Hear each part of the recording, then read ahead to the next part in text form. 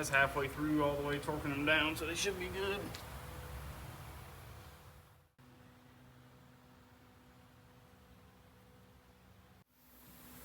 All right, here we go. Look at that, it slid right on down, didn't it? No shit. Hold up. Yeah, you did it right that time. Oh, okay. It's getting there though. I thought it went ahead and popped. That felt like it. No way. Nope, almost. The other one was not this easy. It don't have a lot of there. pressure in it. Yeah. It's about to, though. Yeah. That's the hard spot right there. That's probably the best pressure gauge money can buy right there. It's so good you have to make it yourself. DIY. Something happened. Yeah, it moved a little bit. Oh yeah, she's close now. There you go. I was about to say. Well, Bag there it it up so I can is. put my finger in there. Yeah, you got them red lights. We in the red light district. All right, so these are 15 by 10, fronts are 17 by 4.5, and 6.5 inch backspace. Brakes that are on the car, I don't remember exactly how much it moved it in and all that, but I had to do the math on the backspace, and I went with like a 2 1/4, like 2.25 backspace, and it worked perfectly. Well, and what you got to remember is he's got different brakes, so yeah, the brakes push the wheel in. Yeah. So essentially, the brakes push the wheel in about I want to say it was about 3/8 to a 1/2 inch. About a 1/2 inch, I remember. And so the typical front runner is like a 175 backspacing, so I went with the 225 since I pushed it in. I figure I'll go with a little more backspacing. If worst comes to worst, I can space them out. That's right. Andrew's offset won't work for you guys that have stock brakes, or it might, but I wouldn't do that.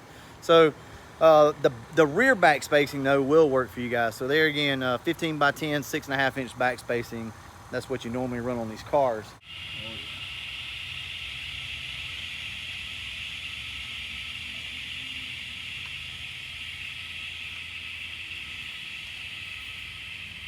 I'll give you guys a quick update on the Gray Ghost. So in the last video, I told you guys that I had worked out the carburetor issues and it was a lot better. And it was way better than what it was before. But I figured out exactly what was going on with the car today. And guys, I don't want to get into ported and manifold vacuum because there's an argument to be had there on it. And a lot of people say ported only and a lot of people say manifold only. I know it's got to do with the way you adjust your carburetor, the way the blades are open on it, how much timing you have, initial timing. Also, this car is vacuum advanced, so I had to go in and adjust the vacuum advance on the car. I don't know if you guys know that or not. I actually didn't, but there's a little Allen screw up in here, so you can get an Allen wrench up in there and turn it, and if you loosen it, you take the tension off and it actuates quicker and you get your timing advance a lot quicker. So with that being said, the old 65 is running the best that it's ran really ever. It's still got a little bit of a bog there, a little bit of a stumble, but I think all that can be adjusted out because this made all the difference in the world in this car after I did that adjustment. I always like to pull up on the spring right here, like just pull up and then release it. You can see that? That's telling me right there that that is adjusted wrong. So my arm is adjusted wrong. So now what's going to happen is I'm going to run out of pump shot before I get into my back barrels more than likely. But trust me, it's running so much better now. I'm not going to start it up or anything. Just trust me, it runs a lot better than it did. It hurts my soul to tighten them down on the wheels. Well, there's your sneak peek. We'll see what this thing looks like here. Just a minute. Hold up. Before we go any further, I've got a new product from LMR that I want to show you guys. It was supposed to be in my last video, but the release date got pushed back. So I'm going to include it in this video. And with that being said, let's go ahead and jump into that. And then we'll get to Andrew's big wheel reveal. That's a tongue twister. I'll catch you guys in a minute. You guys ready? Boom! Look at that. We've got, I'm just going to call them SSP hoses because that's what everybody's going to recognize them as, patrol car hoses. Now I'm going to put up on the screen all the information that LMR wants you to know about these things, because at the time these have not been released, okay, of me shooting this video, so I don't have a ton of information on them. So if you're doing like some type of SSP rebuild, refurb, these would fit the bill. These would work really good. And the color, from what I remember, seems to really come close to matching, right? You got your lower radiator hose.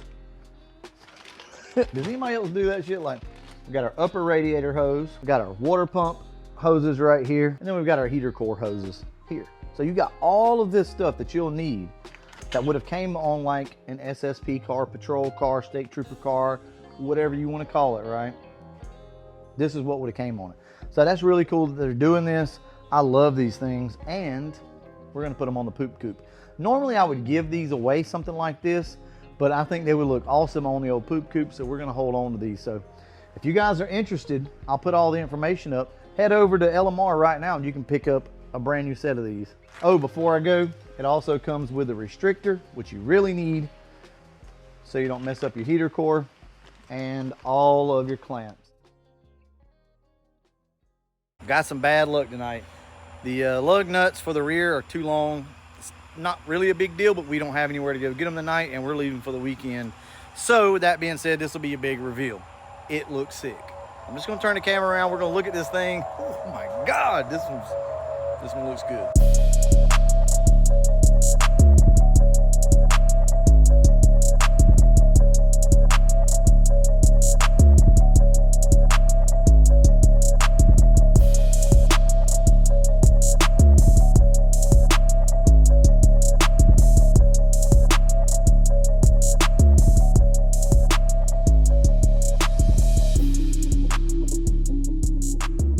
It looks better in person than it does on camera.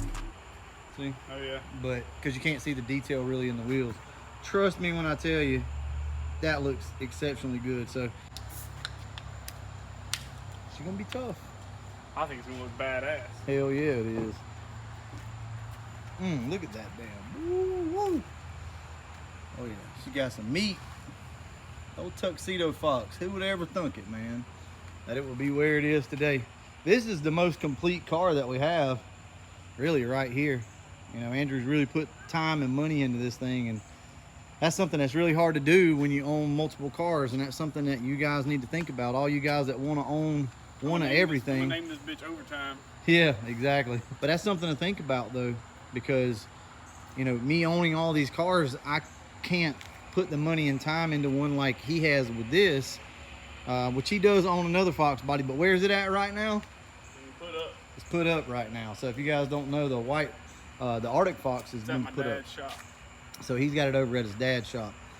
I guess I'm gonna have to explain. So I'm his ex-stepdad, because everybody don't. Yeah. This is a perfect time to go ahead and explain that to you guys. So he's not a neighborhood kid that comes down or whatever. I mean, I basically am. We just happen to know each other before the neighborhood. Pretty much, yeah. He just lives right over there. That is a very, very good point, and we may do a video on that and talk about the importance of owning one car like this and being able to put all your time and money and effort into it and make it the way that you want it. I don't know how I ever thought those were going to be the right lug nuts. You can look at them until they're too long. Too long. I didn't even open up the box. Andrew's upset. These are the lug nuts we got. They're just too long. I've got some more of those. I just don't know where they are, and I don't know if they're any shorter. I got some, but they're all same length. Closed in. The ones from the Lightning. There it is, guys. I mean, that's what it's going to look like, and you'll see this car more and more and more on the channel now. I'm sure we're going to start going to the track. Now, we live down here in the south, obviously, if you can't tell by my accent. We live down in the south, so we can race all the way up into what, usually around November, early November, yeah. Something like that. So Andrew, it ain't but shut down for about 3 months. Yeah, right back at it's not shut down that long here. So yeah, you may see this car at the track before it closes up. And also, Andrew's building a new engine. So him and Joe Nader are in the process of doing that right now. It's going to be a hot little 302 is all I can tell you. All right, crazy, but it'll get the job done, I hope. Yeah, oh, it'll get the job done for sure. I mean, if this little thing ran like it did, stock bottom in, this one's got a lot more compression. You'll see when it comes time. Well, all right, I'm going to go ahead and wrap this one up. Sorry that weren't able to completely finish it, but I think this looks really good. I'll catch you in the next one. And as always, thanks for watching. See, now this is like a thing that we have to do now, I guess. All right, catch y'all in the next one.